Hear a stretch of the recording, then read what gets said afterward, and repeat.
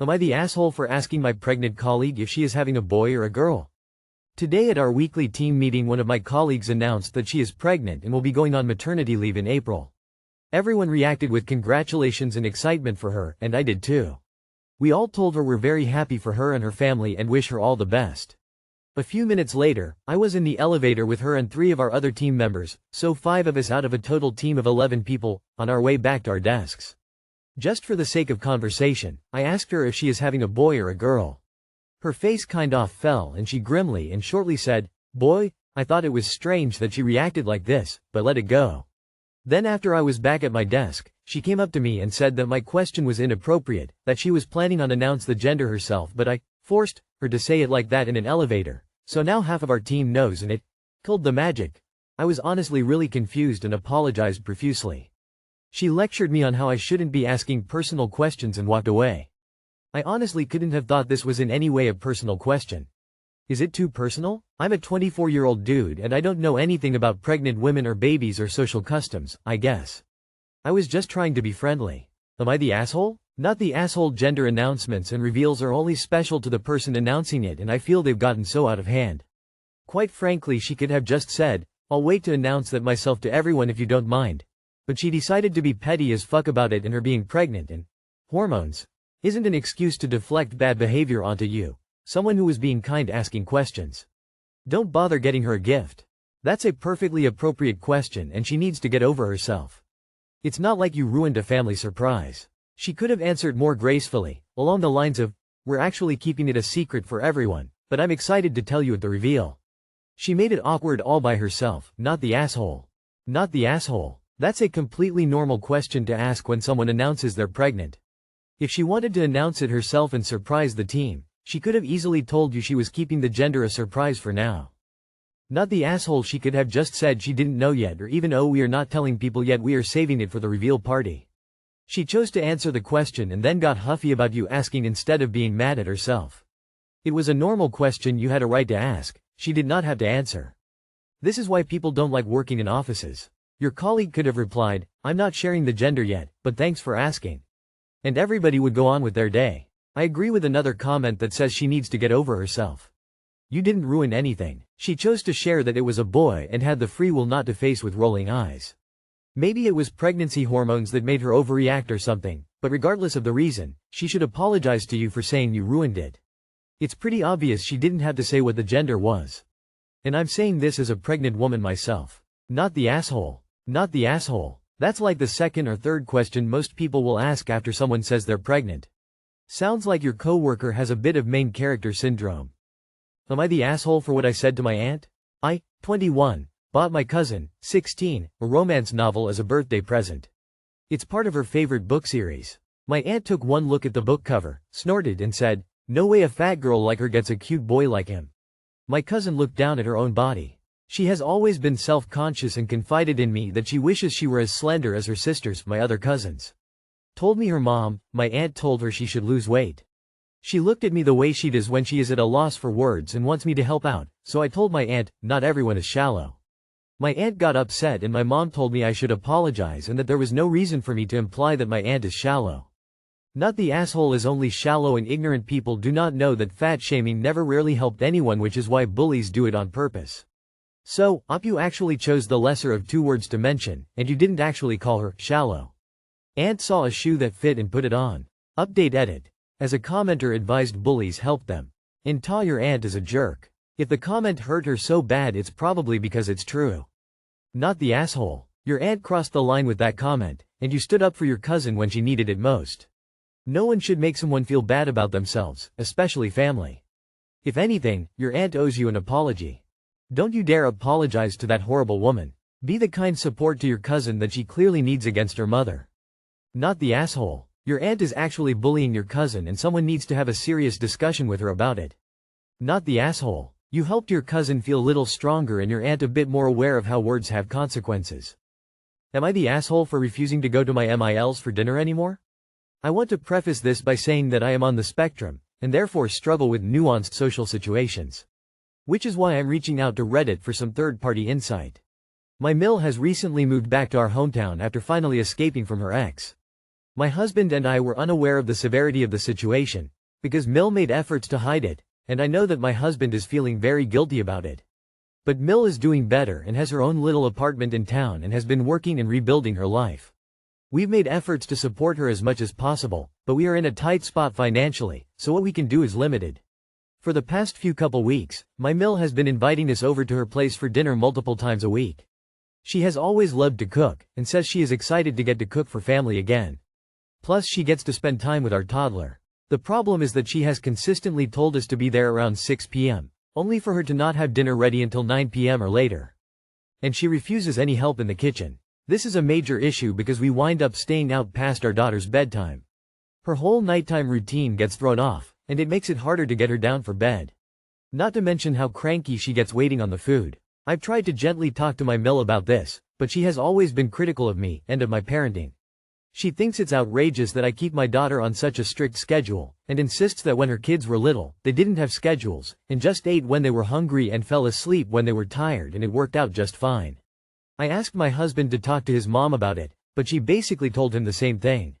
Then went off on him about how she was just trying to help us out financially by providing a few meals for us, and how it was terrible of us to try to make her feel bad for just wanting to spend time with her family. So he dropped it, and we've been back to her place for dinner a couple more times since then. And it's still been served at 9 p.m. And she's been making passive-aggressive comments about how I need to loosen up and how I can't expect the world to stick to my schedule. And my husband thinks we should just put up with it because his mom has been through so much, and he feels partially responsible because he was unaware of the situation and wasn't able to protect her. But after a particularly critical phone call with her yesterday, I told my husband that I didn't want to go to her place for dinner anymore.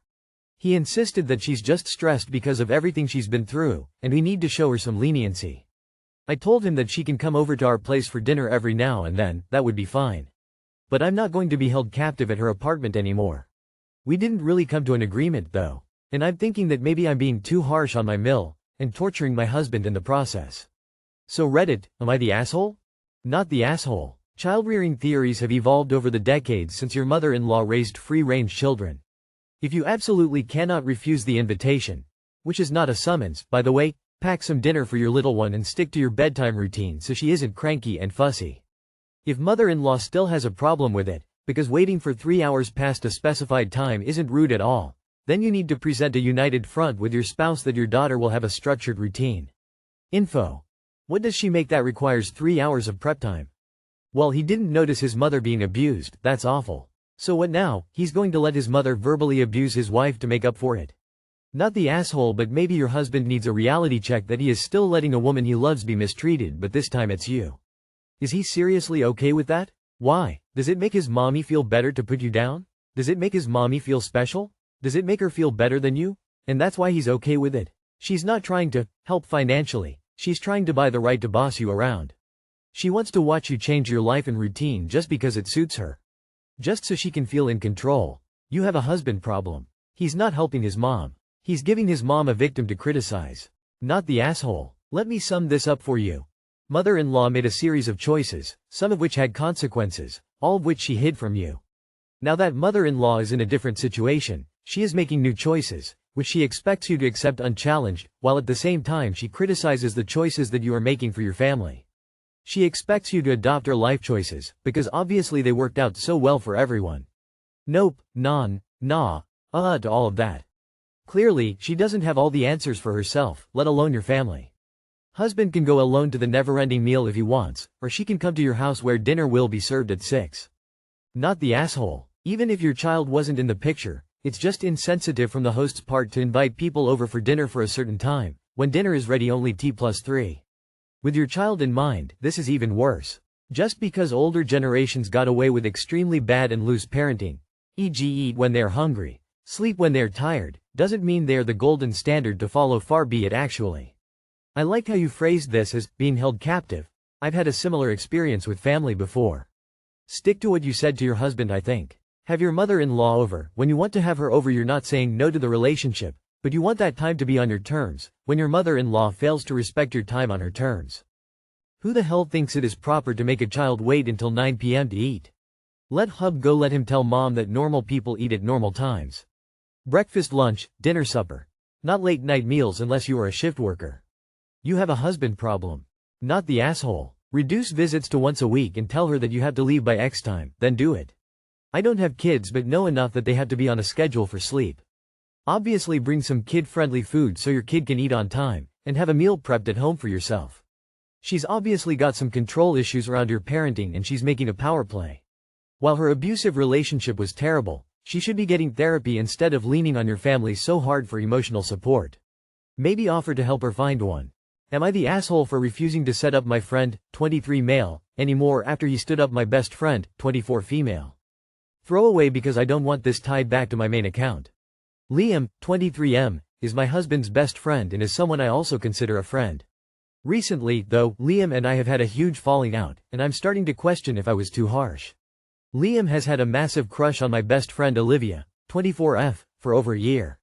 Olivia recently went through a bad breakup with her long-term boyfriend, he dumped her via text, bad, and she was determined to move on fast. Liam basically begged me to set him up with her, saying he'd give anything to go on a date with her. I genuinely like Liam and thought, why not? Olivia and I have been best friends since we were kids, and I want her to be happy. So, I talked to Olivia about opening herself up to dating again, and she was open to the idea.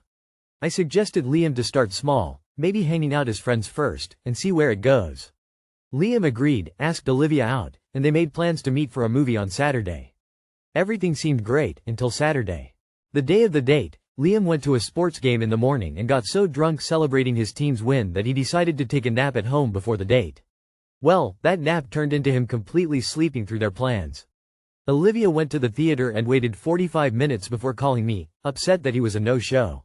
My husband and I ended up rushing to the theater with some other friends, and we all watched the movie together so Olivia wouldn't feel stood up. Liam never showed. Afterward, I called Liam to ask what happened, and all he could say was, I was tired. He didn't seem to grasp how upset Olivia was or how rude his actions were. He sent a lazy apology in our group chat. Damn, I took a nap. I'm sorry. Can we reschedule for tomorrow? Olivia, understandably, was not having it. She's been ignoring him since, and I can't blame her. Liam, on the other hand, has been acting like he's the victim here. He keeps telling me that it's not fair for Olivia to hold a grudge over one mistake, and that it's ridiculous for their year-long connection to be ruined because he just took a nap. He also thinks I'm being unfair because I told him point blank that I'm not helping him anymore. I won't mediate, fix things with Olivia, or set him up with anyone in the future. He's furious with me, claiming I'm being stubborn and unforgiving. My husband is stuck in the middle. He agrees that Liam was in the wrong and is supporting Olivia, but he's also trying to smooth things over with Liam since they're best friends. So, am I the asshole for refusing to help Liam anymore? I feel like he massively disrespected my best friend, and I don't want to put Olivia in a position to be hurt again. But now I'm wondering if I overreacted by cutting him off completely from my help and being too harsh. He'd do anything for her, except not getting drunk on the day of the date. Yeah, right. No, the guy is a loser if he got drunk and took nap before an important event. And worse, he couldn't be bothered to set an alarm. Who does that? The real problem is this guy's shitty judgment and lack of any sense of responsibility. You should not actively keep them apart, but you have no need to get involved. There is probably a reason a 23-year-old man needs you to hook him up instead of doing it himself.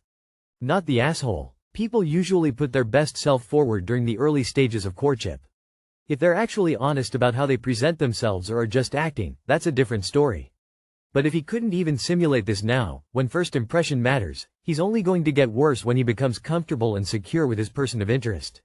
And the fact that he can't accept responsibility and doesn't see it as a big deal anyway, that's a sure sign he will invalidate her experiences and feelings in the future also. You're a good friend, not the asshole. No friend of yours deserves that kind of treatment, and the way he's behaved since only reinforces that. If you have any enemies, however, feel free to set him up with them. Not the asshole. There's an old saying, you never get a second chance to make a first impression. Not the asshole. Apparently drinking with his friends was more important. He's a grown man and needs to accept the consequences of his actions. The fact that he can't even apologize properly shows just how self-centered he is.